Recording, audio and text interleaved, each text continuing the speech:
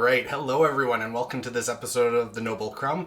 So today what we're going to be making is one of mine and probably one of your favorite things to eat, which is the cinnamon bun. So this is one of my mom's recipes that with a few tweaks I made to it. So sit back, follow along, and we're going to make this happen. Here's what you'll need to make them. Alright, so for the cinnamon bun dough we're going to need 4.5 teaspoons of quick rise yeast, 8 tablespoons of white sugar, 2 cups of lukewarm milk, 1 cup of lukewarm water, 6 tablespoons of oil, 2 eggs, 1 teaspoon of salt, about 8 cups of flour, and this is going to make approximately 2 dozen cinnamon buns. For the cinnamon filling, you're going to need 3 cups of brown sugar, either light or dark, divided in half, 5 tablespoons of cinnamon divided in half, 4 tablespoons of cornstarch divided in half, 1.5 cups of butter divided in half, 200 mils of hot cream that we'll use right before baking. We'll bake at 350 for 20 to 23 minutes, and we're going to top with cream cheese frosting.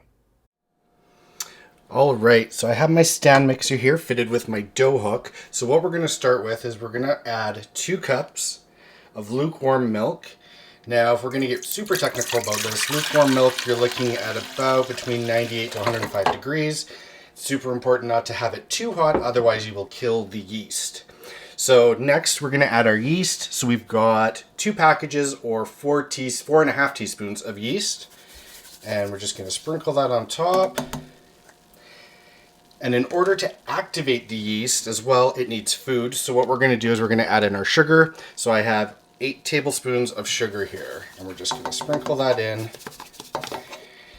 And basically now we're going to leave this for about 5 to 10 minutes just to see if the yeast starts activating, which will kind of get bubbly, and that's when you know it'll work. And then we'll check back. So while we're waiting for the yeast to activate, you're going to get a large liquid measurer here, and you're going to put in 2 eggs.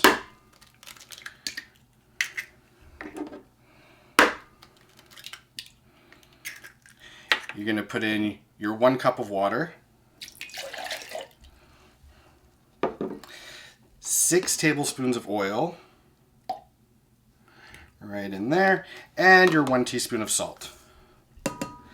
And then basically at this point, you're just going to give it a good old mix here, get everything combined, just like that. And then once this is activated, we're going to start adding this into the yeast mixture.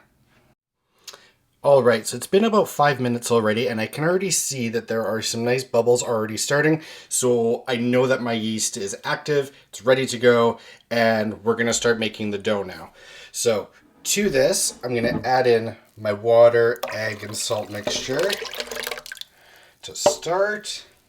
And then we're going to start adding the flour. Now, we use about a total of 7 to 8 cups. It's going to depend on how much your dough actually needs.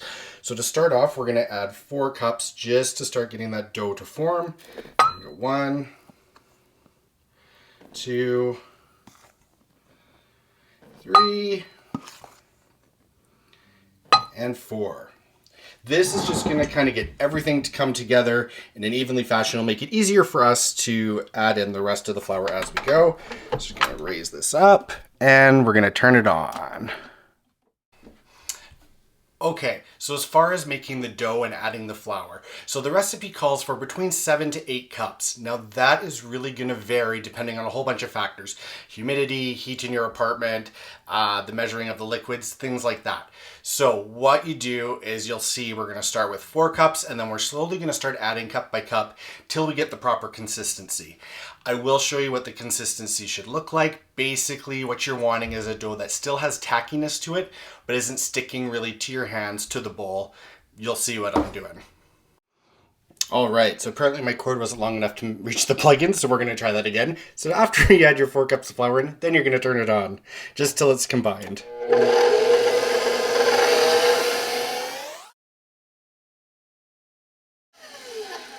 All right, so totally feel free to give it a little scrape down on the sides for the first little bit, just to get all that extra flour combined in there. and continue to mix.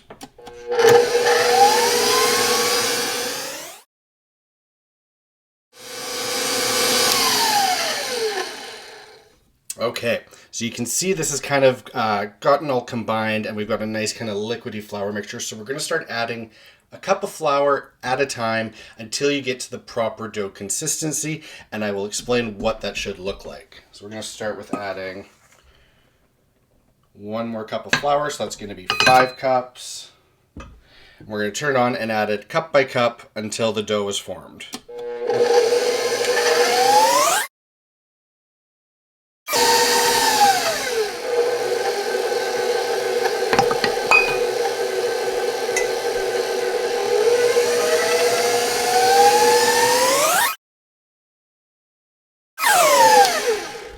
All right, so we can see after we're at about 6 cups now, this is starting to come together.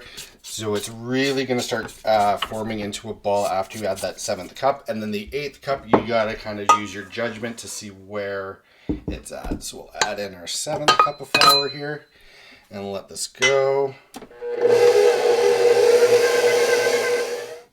All right, so I'm just getting ready to add my 8th cup of flour here. And this should get this pretty close to being done.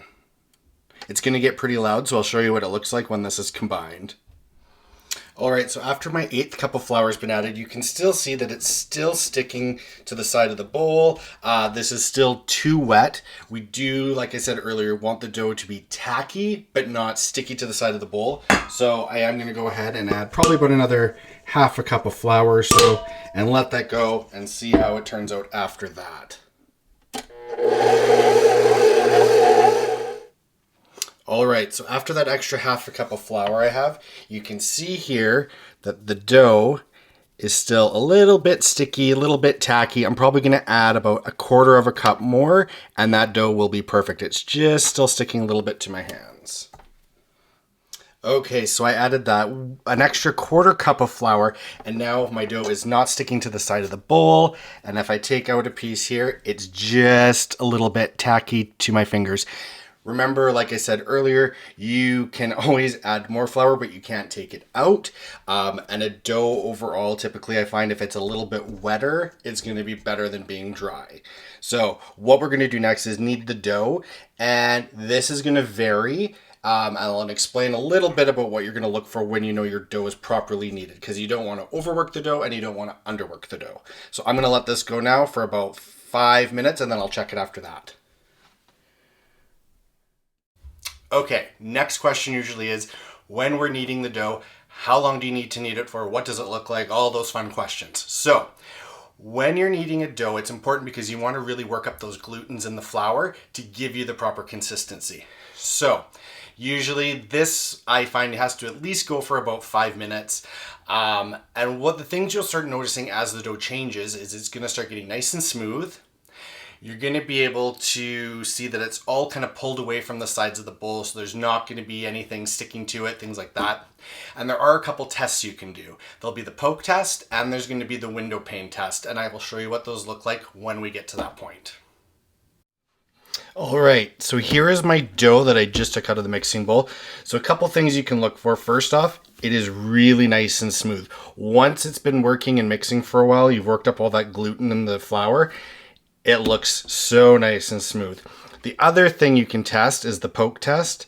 When I poke it with my finger, it's starting to come back.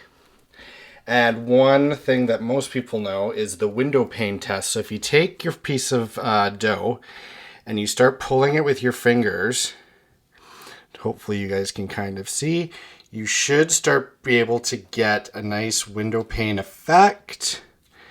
And if you held it up to the light, you could actually see through it. So this looks absolutely perfect. It's still got a little bit of tackiness to it.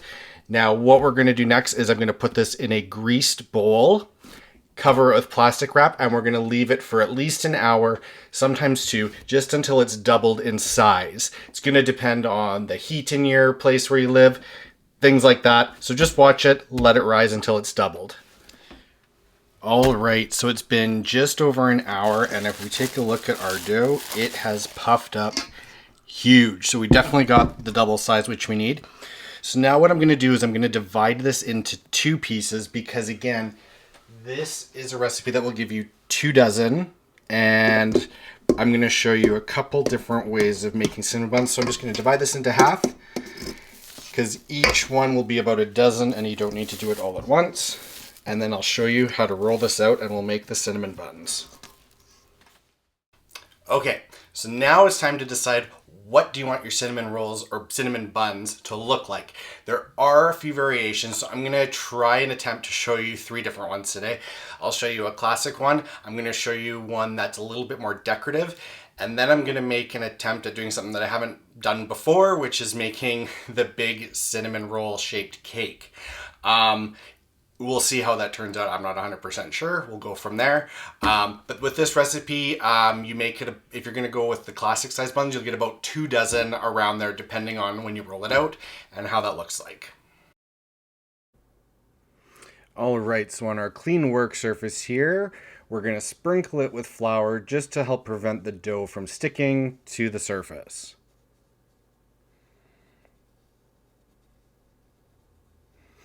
All right, so I've got my dough here and I'm just gonna kind of press it down a little bit. We're gonna want to try to roll this out to about a 20 by 30 rectangle. This will take a little bit of work because the dough is a little bit elastic, and we're gonna just kind of do our best, but it will take some time.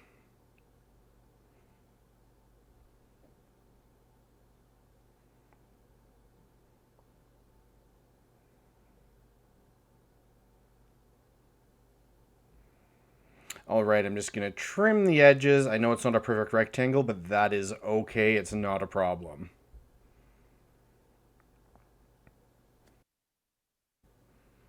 All right, so now we're going to spread the butter all over the dough. So I've got half of the 1.5 cups of butter here. So that is 3/4 of a cup of butter.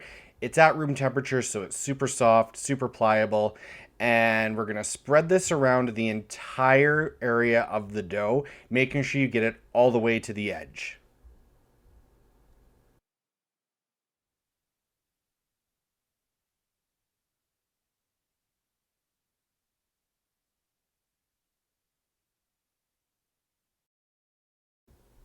Okay, so now it's time to put our cinnamon sugar all the way around the edge. So in this container, I've got 1.5 cups of brown sugar. I used half light and half dark for this one. You can use whatever you want, it really doesn't matter. And 2.5 tablespoons of cinnamon and 2 tablespoons of cornstarch. So we're going to spread this all around the dough, all the way to the edge. Now the cornstarch in it, the thing with this is because when all of this starts to melt in the oven, the cornstarch is going to help thicken it so that the filling doesn't run out. So spread it all the way around, and you're going to want to make sure that you pat it down so it sticks to that butter.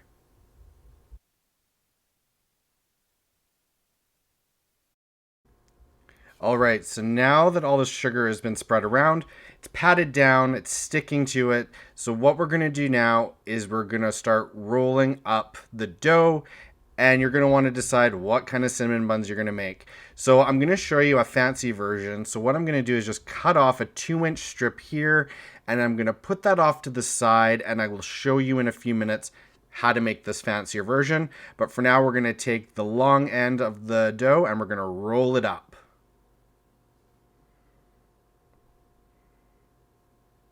When you get to the end, you're going to want to give it a squeeze and kind of stretch it out so it becomes a little more uniform in size.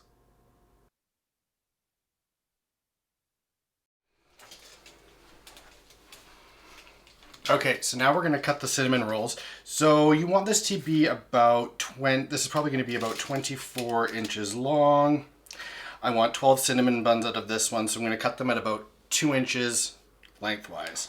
So I'll trim off the ends, because they will be a little bit irregular.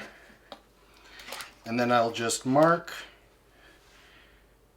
every 2 inches across.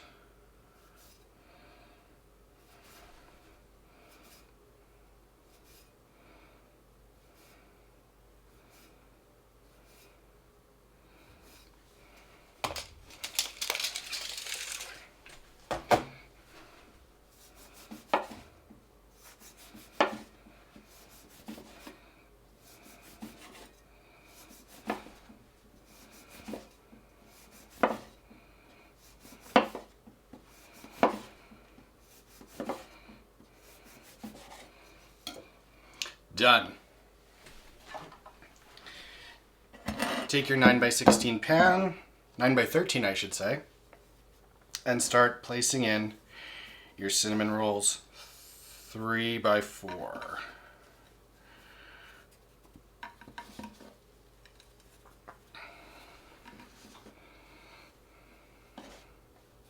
All right. At this point now, what you're going to do is you're going to cover this, let them rise again for about another hour to an hour and a half. And that's that. Okay, I'm going to do my best to show you how this would work. So here's that piece of dough that I cut off that I'm going to show you the fancier way of making a cinnamon bun. So let's pretend that this piece has been rolled out to your regular 20x30 shape. You put your butter on, you put your cinnamon and sugar on it. Then instead of rolling it, what you're going to do is this. You're going to take it and you're going to fold it into thirds. So like that and like that. And give it a little press. Once it's cut into, once it's folded into thirds, basically at this point, you would take it and you're going to slice your 2-inch pieces all the way across. And then this is where you start to get fancy. So, folded edge completed, right there. Place that at the top. Take your knife. You're not going to go all the way, but you're going to go almost to the top, and you're going to cut 2 cuts. 1, 2. So now you've got 3 pieces here. I usually give them a little pull, like that. All right. So now, if we turn these sideways, you can see you've got 3 layers, just like that. And really simple, all you're gonna do is braid it, just like that. I know you're thinking it looks kind of funny. And then, basically, flip it over, and you just roll it, like this, and you get this beautiful braided type knot. And you're going to make them all like that. Cover them. Let them rise again for about another hour till they're doubled in size. And then you'll bake them just like the other ones. But these, when they're done, look like little flowers. They're great. All right, so the next thing that I'm going to try and attempt to make is the big cinnamon bun cake. Now, fair warning, I have never made this before. I've only watched a few videos on how it's done. So either way, if it turns out or it doesn't, I'm going to show you the result. So this is how I'm doing it. Okay, so same process as before. I've got my rolling pin. I am going to do everything the exact same. So start by rolling this out to about a 20x30 rectangle. Then I am going to spread it with butter. And then I'm going to add the cinnamon sugar. So all the same steps. It's just going to be how we put it all together that's going to be a little bit different.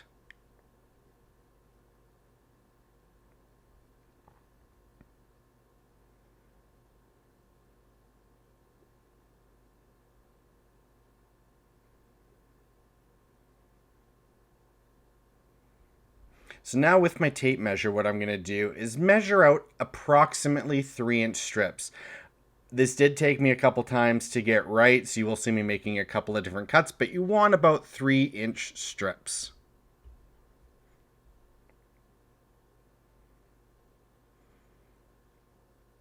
I find that using a pizza cutter makes this super easy. It doesn't have to be perfectly straight.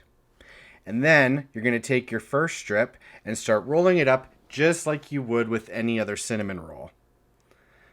So just roll it all the way to the end, and then you're going to move on to your next strip and continue on, and continue all the way until you're completed rolling up all the dough. It does get a little tricky as it gets bigger, and I'm going to place this in a greased 9-inch springform pan.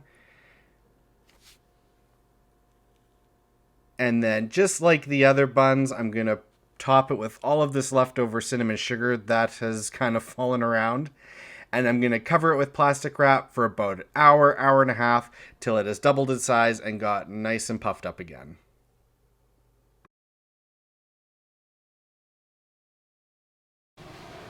So one of the tricks that I learned with my cinnamon buns over the years is one that you might not have heard of. So basically what I'm going to do is when they're ready to go into the oven, I'm actually going to pour some hot cream over top of the cinnamon buns. What this is going to do is it's going to soak up into the cinnamon bun and keep it really moist. That's when you go to like one of those cinnamon bun places and they're very ooey and gooey and fantastic. So I'm going to show you how I do that as well, but this is a big secret that a lot of people won't tell you, is pouring hot cream over the buns before you put them in the oven. All right, so it's been about an hour and a half for the second rise of the cinnamon buns. And as I take off the plastic wrap, you can see that the buns have gotten nice and puffy, so that yeast has activated again, and the cinnamon buns are pretty much ready to go in the oven. But now we're gonna do the trick with the hot cream. So I've got 100 mils of hot cream here, and I've heated it up just in the microwave until it's scalding. And you're literally gonna pour it right over the cinnamon buns. I know this might seem like kind of a weird thing to do, but what's gonna happen is this cream is going to absorb right into the buns and give you an extra gooey consistency.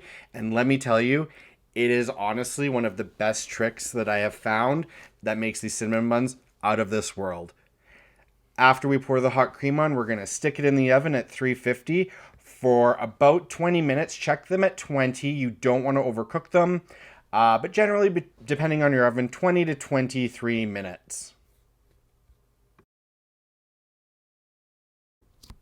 All right, so it's been about 20 minutes now, and I'm just going to try to maneuver the camera, and the cinnamon buns are looking great. They're bubbling away, so I think it's time to take them out. All right, so here are the cinnamon buns. They are nice and hot. Let them cool in the pan for about 5 minutes, and I'm going to show you how we turn them out and let them cool. Okay, so the cinnamon buns have been cooling in the pan for about 5 minutes. You don't want to leave them too long, otherwise they are going to get stuck. So what I've got here is a cookie sheet with a sheet of wax paper on it. You're going to put it over top, and you want to move them really quick. And flip and leave it for a minute, and they will drop down from the hot pan.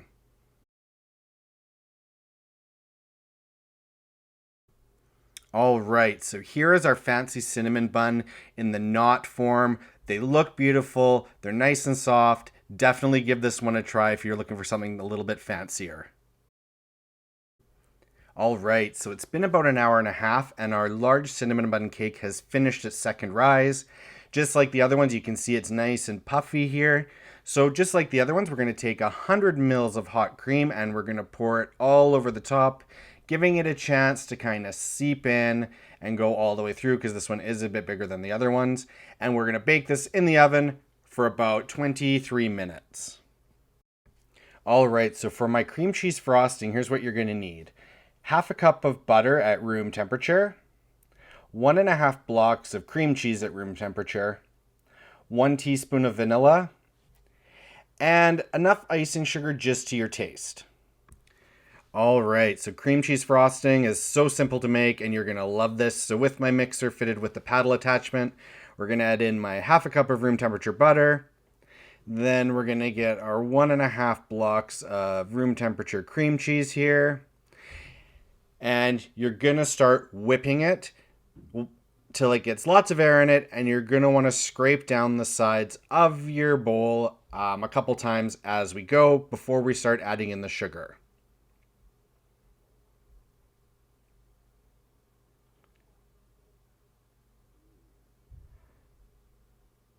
So at this point, now that it's whipped, I'm going to add my 1 teaspoon of vanilla and whip it again just to combine the vanilla in there.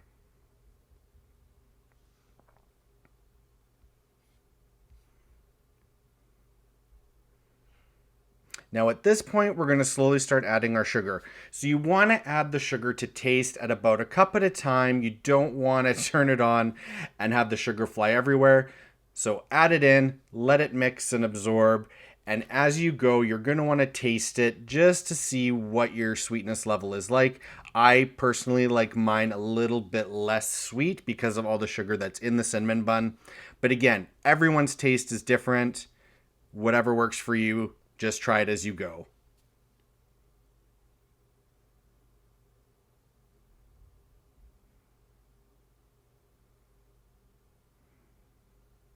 And add a little bit more. As you can see, the consistency is getting really nice, thick, rich, and creamy.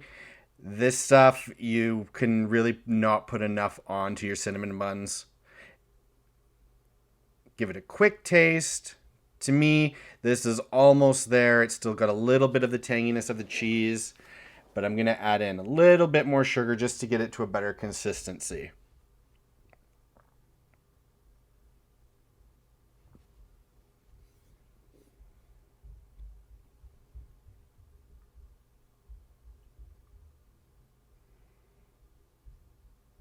And I find, obviously, the more air you whip into your cream cheese, the lighter, the fluffier, the better it gets.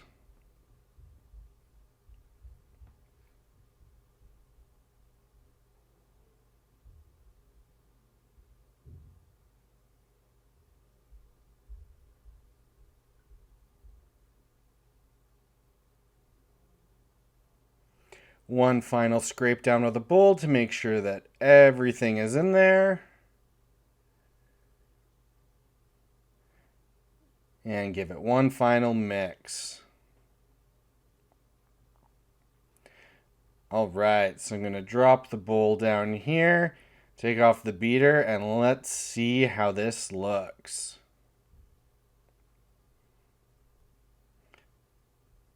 All right.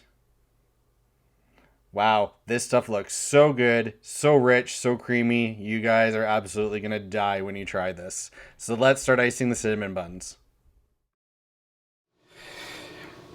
Okay, so now when it comes time to doing the icing, look at how great these look. First of all, they're nice, they're cooled off, they're still gooey. Basically what you're going to do, you can go ahead and layer a whole bunch of cream cheese icing on top of this.